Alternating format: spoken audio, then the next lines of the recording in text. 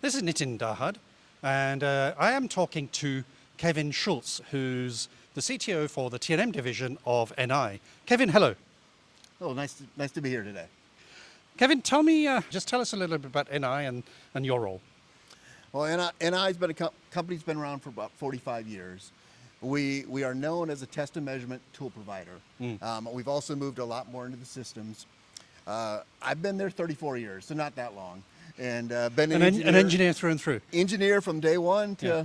till year 34. What's your role? I mean, what do you do? So I am the T&M CTO. Yeah. So my job is to focus on how are we innovating our products, how are we driving our products forward as a company. I work very closely with the rest of our R&D organization, our global R&D organization, to really help set our direction and drive our technology forward. Okay. What are the things that customers, I mean, you've got thousands of customers, it's all around signal acquisition, I guess. What's the range of sort of products you provide for that? I mean, just given a flavor of what you're addressing. So we have, I'll talk about our tool providing.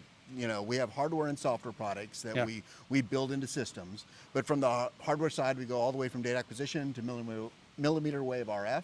Yeah. And then of course on the software side, we're most known for LabVIEW, but we have added many other software packages from Test Stand, Instrument Studio, to application software packages up to Optimal Plus and doing data analytics. Now, one of the things when we were having this conversation before, and you were talking about the whole sort of change in industry in terms of complexity and what that means for test. Just talk about some of the trends and the intelligent test requirements. Yeah, so you look at the industry. Of course, there's still thousands of engineers and millions of engineers out there that we give broad-based products to. But what we're seeing in the industry is the devices we're testing are becoming more and more complex. You know, if you look at what used to be a battery, a 12-volt lead-acid battery, it's now 800-volt system with safety checks. If you look at a lot of complex electronics in it as well. If you look at airplanes, and we've been testing on airplanes for many years, there's now advanced avionics, electronic warfare, sensor fusion. Across the board, the complexity is going up and actually acting more like systems. And how we're responding to that is making sure our tools and our systems are more intelligent. We're adding, more AI capabilities, more analytics to it, but also leveraging what Gen AI is coming. You're going to see that adding more and more into our tools to really make our tools keep up with the fast-paced change in the industry today. And how do you do that in the tool? I mean, is it basically just adding more silicon and more software to make that work? A little bit. I mean, a lot of it is adding more software capabilities so that the engineers, our customers, can spend more time on the creative and rewarding aspects of their job. Anything we can do to make it so they can spend less time on I'll call it the standard parts of their job, and we can help them, collaborate with them.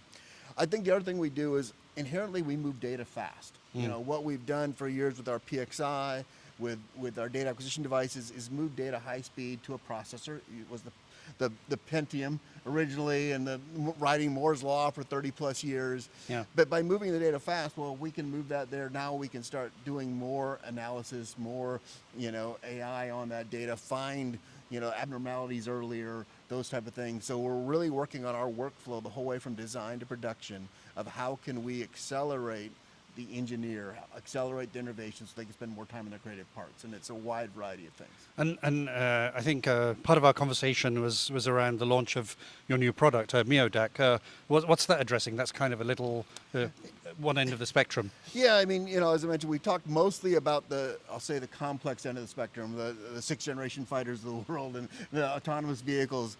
But the broad base of engineers have general signals they want to acquire, analog, digital, and we've been a leader of data acquisition for many years and delivered over 4 million data acquisition devices over the years. Well, MioDAC is kind of our next step in data acquisition. We've obviously moved up the buses to USB-C, bus powered, make it much easier to hook up to your laptop or whatever PC is there. That is a standard connection point. We are, calibrated analog input, analog output signals up to 20-bit, 1 megasample simultaneous. But really the big innovation with it is now we're putting 2D barcode on it. Okay. And by that 2D barcode, you scan it, immediately installs the appropriate software. You're running a flex logger or data logger light application immediately, but you still have the full program. You can go to your whole thing and add LabVIEW support, C, Python, etc., C support, C# support. Yeah. And it really gives that customer a quick starting point, quick way to do measurements in the lab, but gives them the automation capabilities they need, flexible. Now, tell us, you've been, as you said at the beginning, 34 years in the industry, T&M as an engineer. What are the biggest sort of things that you've seen that made you go, wow, or the changes that you've seen that have really made you have to change yourself as well? This will take too long in the podcast Sure. about the changes, but no, I mean, if you think about how much technology's changed, I go back to just even riding the wave when I started. PCs were not even in my office, right? I was designing, on paper, and a PC was a word processor.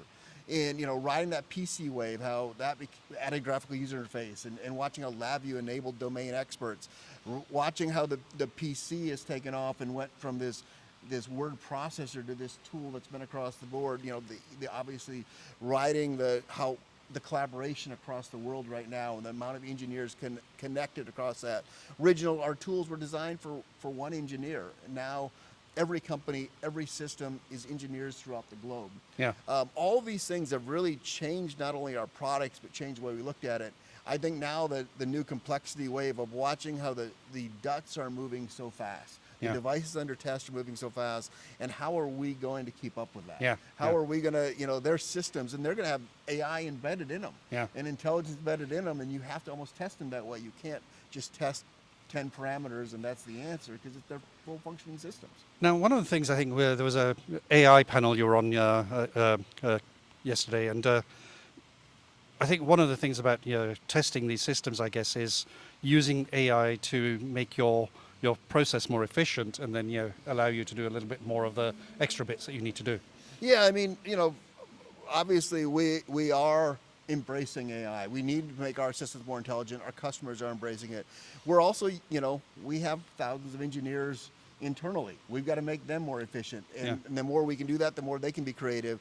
We've seen things like already using GitHub Copilot. Our software engineers are getting 20% more efficiency through that. We want to do the same thing for our customers. Our customers are using tools just like we're using tools. And so we're using it both as a customer of AI, but also supplying that technology. But it's going to be clear, anything we do with AI, we're going to be transparent with it. We're going to make sure that everything is industry ready, using the best tools. We'll be transparent, give our customers the opportunity, opt in, opt out, and we will make sure that their data is protected at all costs. Well, Kevin, thank you very much. Thank you. I really appreciate it.